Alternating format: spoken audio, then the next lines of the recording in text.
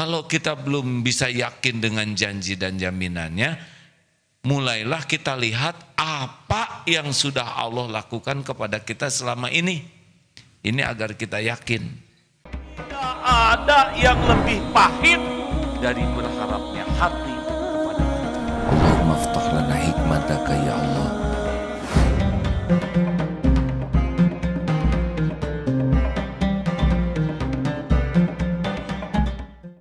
Waj'alhu lana hujjatan ya rabbal alamin.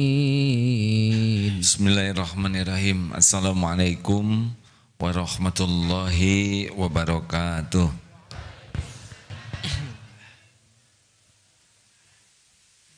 Alhamdulillah, alhamdulillahi rabbil alamin. Alladzi khalaqal mauta wal hayata liyabluwakum ayyukum ahsanu amala wa huwal azizul ghafur. Allahumma salli ala sayyidina Muhammad wa ala alihi wa ashabihi ajma'in. Ya Allah, berkahi majlis ini, berkahi siapapun yang Engkau hadirkan, berkahi siapapun yang menyaksikan. Jadikan pertemuan ini Engkau hujamkan hati yang hakul yakin padamu. Engkau ganti keraguan dengan keyakinan. Taqabbal minna ya Allah, innaka antas samiul alim. Amin ya rabbal alamin. Hadirin, rugi kalau tidak minta ke Allah. Boleh dikecilkan efeknya sedikit. Rugi kalau tidak minta ke Allah, karena cuma Allah yang bisa membolak-balik hati kita. Kita ini ciptaan Allah, kita ini milik Allah. Setiap saat dalam kekuasaan Allah, dialah Allah yang membolak-balik hati. Tidak ada nikmat dalam bentuk apapun kecuali dengan izin Allah. Jadi kalau ingin yakin kepada Allah, ya harus minta kepada pemilik hati. Mau kenal ke Allah harus minta, karena Allah lah yang kuasa memperkenalkan dirinya. Kita simak sedikit nomor 48 yang kemarin ya, sebelumnya. Kajian Al-Hikam nomor 48. Bismillahirrahmanirrahim. La tarfa'anna ila ghairihi hajatan huwa muriduha alayka fakaifa yarfa'u ghairahu ma kana huwa lahu wadi'an man la yastati'u an yarfa'a hajatan an nafsihi fakaifa yastati'u an yakuna laha an ghairihi rafi'an. Jangan mengadu atau meminta sesuatu hajat kepada selain Allah, sebab ia sendiri yang memberi atau menurunkan hajat itu kepadamu. Maka bagaimanakah sesuatu selain Allah akan dapat menyingkirkan sesuatu yang diletakkan oleh Allah? Siapa yang tidak dapat menyingkirkan bencana yang menimpa dirinya sendiri, maka bagaimanakah akan dapat menyingkirkan bencana dari lainnya? Kita punya keperluan.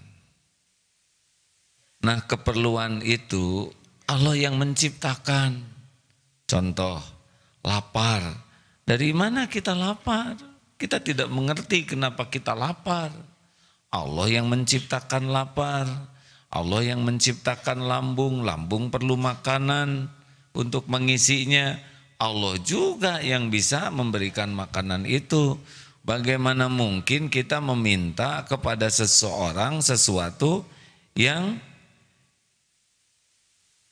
kita meminta kenyang kepada sesuatu yang dia sendiri tidak bisa menyingkirkan kenyang lapar itu dari dirinya.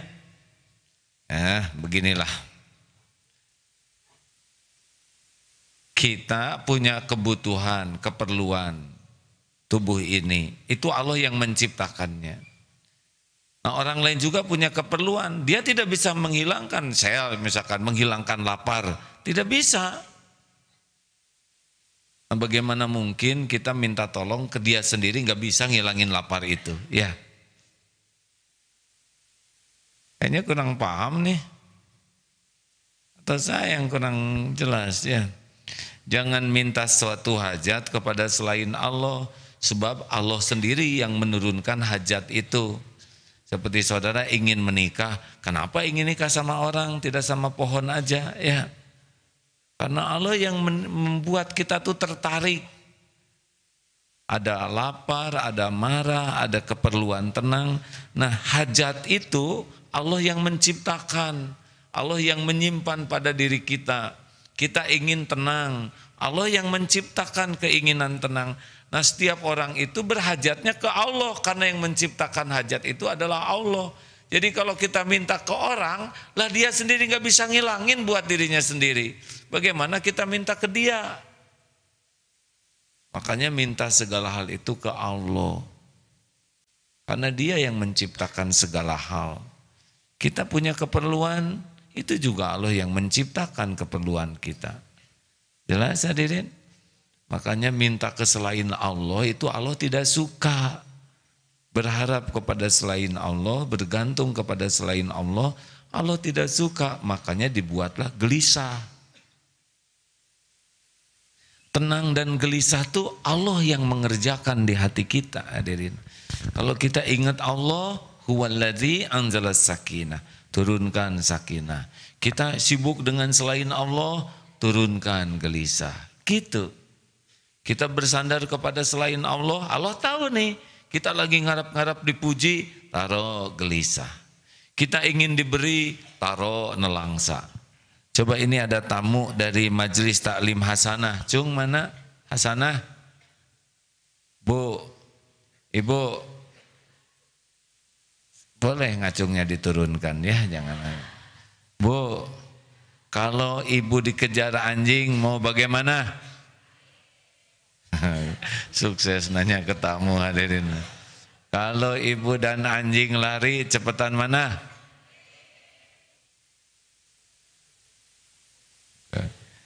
Sukses hadirin. Kalau jamaah udah tahu nggak akan nanya gitu. Coba jamaah yang lain kalau dikejar anjing bagaimana? Doa. Baru lari. Sudah, jangan berantem ibu-ibu.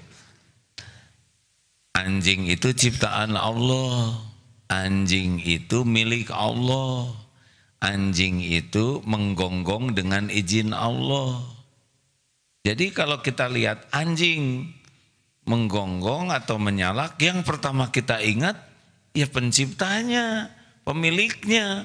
A'udzu bikalimatillahi tammah min syarri ma khalaq. Udah itu Allah akan ngasih jalan. Apakah kita perlu lari? Apakah nanti ada orang yang ngasih nakut-nakutin anjing ya, atau anjingnya jadi serem lihat kita seperti lihat singa atau apa. Mudah bagi Allah. Nah, masalahnya adalah kalau ada apa-apa tidak lari ke Allah hati ini. Dan itu tahu, dan tidak ada yang bisa menghilangkan apapun yang kita cemaskan selain Allah. Pengen tidur, siapa yang bisa bikin tidur? Allah. Mau tahu caranya supaya bisa enak tidur? Ya sudah, tinggal zikir saja. Jangan mikirin pengen tidur, pengen zikir. Nanti tidur sendiri. La ilaha illallah, subhanallah, alhamdulillah. Kok udah tidur ya? Karena Allah tahu kita lagi zikir, tinggal diberi tenang. Tapi yang tidak tidur, aduh jam 12 belum tidur juga. Udah jam 1. Terus nggak tidur karena nggak ngandelin Allah yang menciptakan bangun dan tidur. Lapar, harus minta ke Allah, ya Allah saya lapar. Gampang bagi Allah, Allah tahu. Kalau tidak dikasih makan kita nggak bisa ibadah, betul? Tapi kenapa Allah sudah tahu kok rezeki saya sedikit? Mungkin supaya saudara besar syukurnya. Berapa banyak yang mendengar Idul Kurban bahagia? Pasti jarang makan daging kan? Berapa banyak yang dengar akikah ceria? Kenapa? ada yang lahir harus akikah, itu tuh karena Allah mau ngasih makan daging sama saudara ya. Jelas. Kenapa nikah disuruh walimah? Yaitu bagi-bagi rezeki bagi para mahasiswa dan santri yang terbatas ekonominya. Makanya sering nikah di sini. Ya, itu perbaikan gizi. Hadirin, tenanglah. Allah sudah tahu keperluan kita. Dan keperluan ini dirancang supaya kita minta ke Allah. Allah sudah tahu kecemasan kita, dan tiap yang ngancam juga dengan izin Allah. Allah ingin kita berlindung ke Allah. Jadi memang semua ini dirancang supaya kita kembali ke Allah. Titik itu saja. Bu, ibu, mau punya suami yang soleh? Yang ada dikemanain? Atau tinggal disolehin ibu, ibu langsung ingat suami tetangga, enggak boleh. Yang ada diminta ke Allah, ya Allah engkau yang membulak-balik hati suami saya. Udah takdirnya itu, tinggal kita minta ke Allah dan nggak bisa diakalin bu. Ibu dandan nggak ngepek ya. Yang ngebulak-balik hati mah bukan pakaian, Allah. Ya saya makin tua, enggak apa-apa. Dah tua-tua juga ciptaan Allah, benar? Kalau ibu ngandalkan penampilan, makin tua makin stres. Jangan takut jadi tua, Bu. Bu, tahu kenapa? Karena udah jadi. Benar. Jadi tamu jadi bulan-bulanan hadirin. Maaf ya Bu. Jadi harus ke Allah segalanya. Sakit yang menyembuhkan siapa? Yang kita sakit dengan izin Allah bukan. Kalau Allah mau menyembuhkan tidak ada dokter, nanti ada yang ngebekam, ada tabib, dan semua juga Allah yang menyembuhkan. Tidak ada obat, mungkin dengan air zam-zam, mungkin dengan air ludah, asal yakin Allah yang maha menyembuhkan. Maka jangan bersandar ke dokter, ke obat, ke apapun syariat, bersandar ke Allah. Tapi sempurnakan syariatnya, berobat ke dokter, ke rumah sakit, makan obat. Cuma jangan nyender kepada obat. Jadi kalau obat habis tuh jangan panik, karena Allah lah yang kuasa menyembuhkan. Ya. Jelas hadirin? Jadi apapun tuh ke Allah saja nyambung. Masya Allah. Rasakan tenangnya hidup kalau selalu berhajat kepada Allah. Dengan keyakinan la haula wala quwwata illa billah. Tiada daya, tiada kekuatan kecuali dengan izin Allah. Nah, ada pertanyaan? Kalau tidak ada, lanjut ke selanjutnya. 49. Al-Hikam nomor 49. In lam tuhsin dhannaka bihi li ajli husni wasfihi fahassin dhannaka bihi li wujudi muamalatihi ma'ak fahal awwadaka illa hasanan wa hal asda ilaika illa mananan.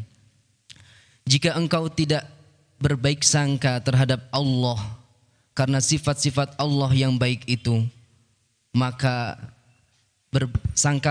berbaik sangkalah kepada Allah karena karunia pemberian Allah kepadamu.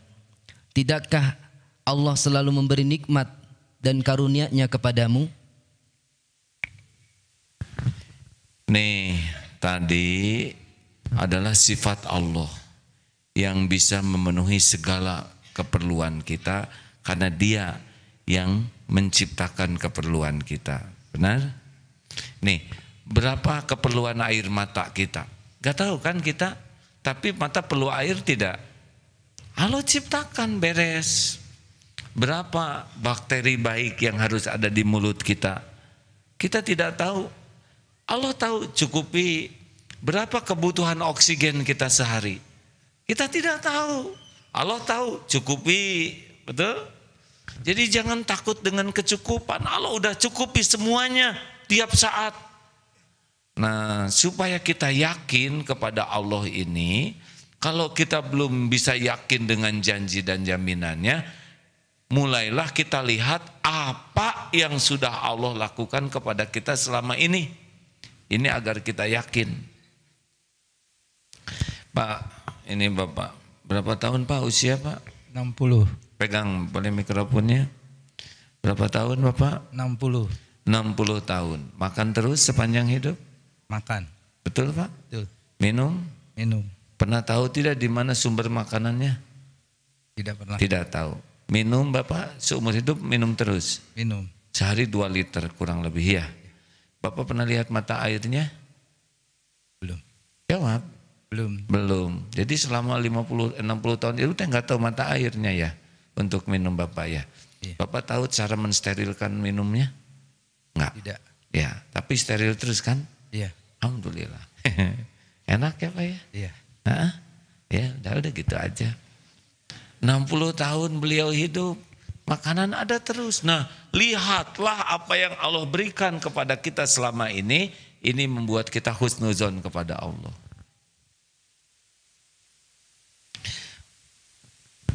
Mana yang wajah-wajah banyak masalah? Sini saya aja lah.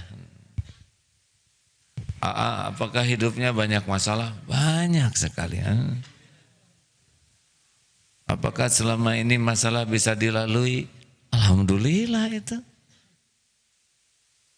Dibully rame-rame 7 tahun, beres.